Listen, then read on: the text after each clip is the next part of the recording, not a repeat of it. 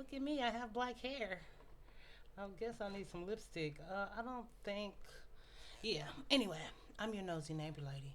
This your nosy neighbor lady show. Hey, I recommended we do this video. So we're doing age shaming, auntie Ari, age shaming, auntie era, and the secret war on older black women. Since we did that trainer video, and then we had did like that age shaming video before that, I'm really like feeling like we need to talk about it. So, look, you know how they be like women hit the wall? And that age shaming for women, but like when he a man, he like unk, and that's the cool uncle who might have never bought him nothing ever, ever, ever. And the way they like want black women or older black women like to be the caretaker, the nurturer, the person who cares about all your problems and doesn't judge you, and you can't say nothing back, and oh, that was back in your day and you don't know nothing. And remember when Jackie Ina, we was just talking about Jackie, but remember she was like, I'm not your auntie girl. And people was like, ugh, that's a term of endearment. But every other time we hear it, it's dissing or sneak dissing. It's like, oh girl, you old girl. It's not like auntie, like I love you, I have respect for you, and I look up to you. It's always like, girl, you a auntie girl. I'm young, I'm whatever. Whatever. But then too, I was thinking about that they want to say it's respect, but it's a polite way to tell women you getting old. And I feel like it's just another part of the gender war. Or if you want to go deeper, we could say it's the other gender's hatred for black women or black girls or black women, or it could be black women on black women hatred, just being honest. Ghetology with two psychologists.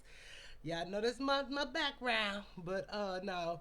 And then I think too with the rise of older women dating younger men and that becoming more acceptable. Well, whether it's acceptable or not, nobody care. Women doing it, and I think that's another thing. Like, girl, you an auntie girl. You can't pull him, but she did, but she do. But some people like stamina, so some people like youth. When men like youth, it's okay, but when women like it, it's not okay. But I feel like there's a stigma for when you get older, or when you are an actual auntie, like you shouldn't go on vacation.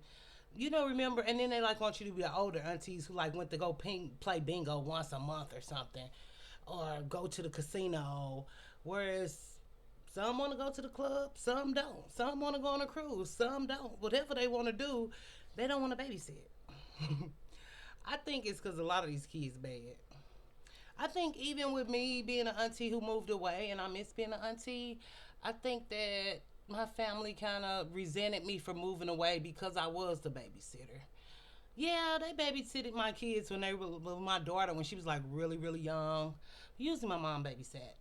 But I was babysitting a lot of kids, a lot, okay? But my kids came before everybody else's kids, so it was just different dynamics back then too. And I think with the millennials and the Gen Xers looking so good for their age, and remember that trend where they was like, Gen Z is aging like milk. I think it's the oodles and noodles and the chicken nuggets they grew up on. Whereas we had real meals and you'll watch your mama peel potatoes and stuff. But I just remember when my mama first got some instant potatoes, like she was just fell in love. Like it was a miracle or something. I just remember that. But I don't know why I shared that. But let me know what y'all think about this. Like, is auntie a term of endearment, or is it like, girl, you old, be quiet. Or girl, you old. Or girl, you ain't got it like that. Cause there's that trainer video, and I was like, black women can't dress, but I think black women can dress. But it's usually because we see black women online who are influencers, and then usually it's older black women. That's what I should have said, older black women. Cause some of these young girls, they just don't keep themselves up, and they just look so thrown together. And I don't know. I don't know. I hate to judge. I love my little younger people. I be seeing y'all this much of y'all over here. Mm. So, but what do we got? And then I think because the black community and the family structure in the black community is so like broken and not real that of course it's somebody somewhere being a family. But as a whole, the black community have terrible family dynamics. So when somebody call you an auntie, for one, girl, I ain't related to you. I don't know who you into it with, who you got beef with. They might have me and some beef, girl. So don't say I'm your relative because I'm not. But then too, it's like so many people might not have good aunties that I don't know if it's a term of endearment. And then so many aunties like grew up with you know how to be like my auntie, she my auntie, but we the same age. So like, is it a term of endearment? Like, I don't know. The AI said we should do it, and I think it's a kind of good topic since this we've been talking about age over here. Like, I'm aging, you aging. Y'all know I just had a birthday the other day, a fake one, a fake one. I was like 6 months late to my own birthday party, but wisdom. They say babysitting. What they say, cooking. Y'all want us to cook. Wisdom. Y'all don't really want the wisdom because anybody tell black people what to do, you know they know everything. So I don't know why the AI put that. They must have know us black. Oh, they said free emotional labor. But that's what I mentioned earlier, basically, to listen to me without judgment, to care about my life when I don't have to care about your life or give you nothing for your birthday or call you for Mother's Day, or it ain't Auntie Day, but it's Mother's Day for aunties too. You know, it's just like, yeah, I got this wig. Girl, sorry. But then they don't want you to have no desires, no dating. If you go on vacation, you selfish. If you find a guy, you selfish. I remember I was with a guy and we was really trying to be together and stuff, and of course it didn't work out. But that was my last relationship in 2019. And I just find that my family was like so against me finding somebody. And I'm like, y'all got somebody, I can't find nobody? What's wrong with me finding somebody?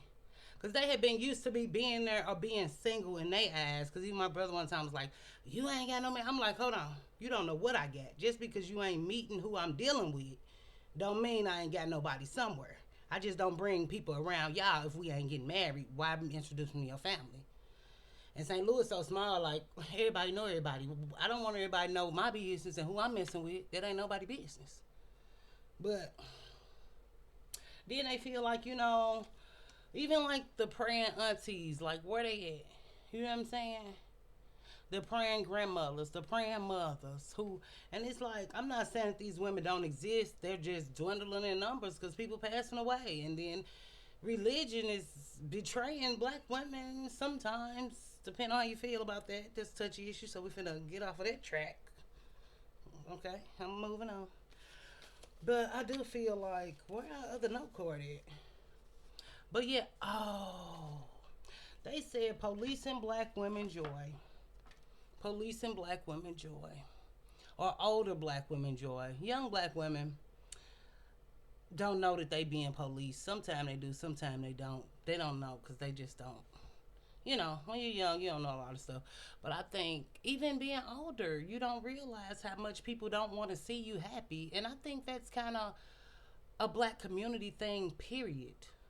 They don't want to see you happy. They don't want to see you ecstatic. Or what you smiling about, what you laughing about, what's so funny, why you got that pep in your step. And, I think the shunning of happiness kind of, for black people as a whole, is kind of like a real thing, that anger and bitterness that is black culture. And I would not just put that on black women, not at all. I think something about us are just kind of, I guess we had to fight forever all our life, which was basically each other in our own homes, But the secret war is that really, to me, they said secret war a different way, but my secret war against black women is the hatred of the black mothers. The hatreds of the women who are giving us birth, the way that we don't know how to communicate, the way we don't know how to love. And then we see this more often than not with black males and their mother relationships that are overbearing, where they say they raise the daughters but love the sons, or either their son hates his mom, resents her, and then we're looking at a thing of matricide on here. Like, oh my God, he took his mom off the earth. Oh my God, that's crazy.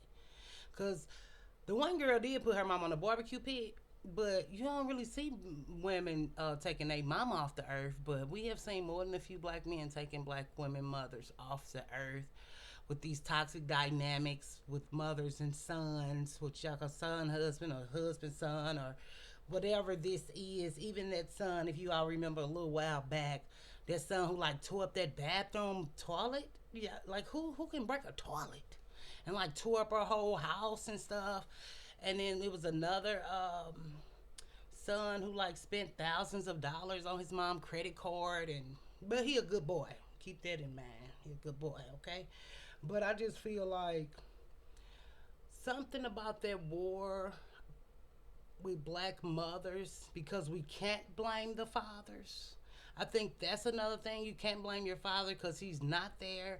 You can't blame him because you don't know him. Or if he is there, he's not gonna care enough to listen. Whereas a black woman will be like, "Oh well, I'm sorry," or "Oh, I did the best I could do," or "Oh," even if she say "F you too," she was there. The parent that stayed get punished. Whereas the father, he's scot free to do what he want, and if they do see him or do know him, they're not gonna come to him with this bullshit. But they'll come to a woman because oftentimes we feel more comfortable attacking women in our community. We like to attack the vulnerable. Women attack other women. Men attack women. Um, it's just a sad dynamic. But I hope that you liked this video. I hope you enjoyed it. And I guess we'll see what AI say. I'm not going to say that we'll see what they say we should do next. Because some of this stuff is like, girl, I don't want to do that. But I think we hit all the cards. I thought I had another card, a different color that we were supposed to do. But I do not like this black hair. It got some little highlights, but it's kind of a cheaper wig too. But I just don't really, girl, y'all know just black hair. I buy it sometime, and I have it, but I just don't feel like it gives me life, vibrance, you know. But tell me how you doing. Tell me how you feel. Tell me what you think we should do next. Tell me any advice you have for me. I'm not buying a new camera, so if I go in and out, the cameras is right here. I gotta try the other one. This the other one. And where was the other box? This the other one. So maybe one day I'll try it. But I don't want to be on HD. This is soft focus. All these lines and stuff, they will be right here. I like being soft focus. I like the blur. I like it looking like I need to wipe the camera off. Because y'all can't, like now, I don't have on no makeup. So y'all will see all my blemishes and all my stuff in high def. And I don't want that. I like to record without makeup sometimes. Many times, more times than not. Yeah. It's too much pressure. I'm an old woman girl. Oh yeah, I put these on from Shein. I realized I had a box of nails. And these are kind of cute, right? All right, do something to make yourself feel beautiful. Stay beautiful. Stay handsome. See you on the flip side, dip side. We'll do it again on 99 Train.